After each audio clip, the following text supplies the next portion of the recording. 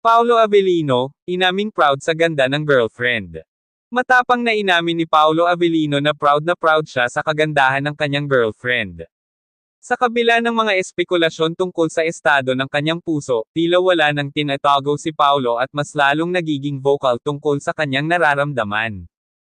Paolo, lantaran ang papuri sa nobya.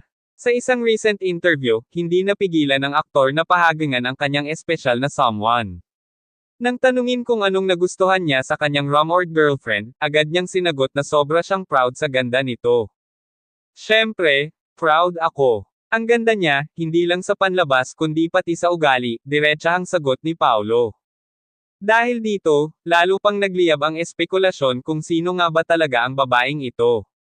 May mga nagsasabing ito na ang kumpirmasyon ng kanyang rumored romance, at isa lang ang iniisip ng mga fans, si Kim Chu. Kim Chu nga ba ang tinutukoy ni Paolo? Bagamat hindi niya diretsahang pinangalanan, maraming netizens ang kumbinsido na si Kim Chu ang tinutukoy ni Paolo. Una, halata sa kilos at salita ni Paolo kung gaano siya ka-concern kay Kim. Pangalawa, ilang beses na rin siyang nakitang todo suporta sa aktres. Pangatlo, masyado silang sweet sa isa't isa, kahit pa sabihing, friends, lang sila. Paolo, amin na kasi. Alam na namin yan. Biro ng ilang netizens. Fans, kilig na kilig. Dahil sa revelasyong ito, hindi mapigilan ng mga fans ang kilig.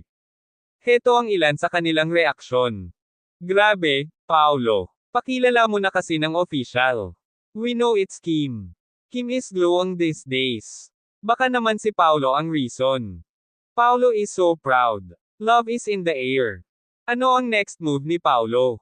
Ngayon na mas nagiging open na siya tungkol sa kanyang damdamin, marami ang nagtatanong, handa na nga ba siyang opisyal na ipakita ang kanyang relasyon sa publiko?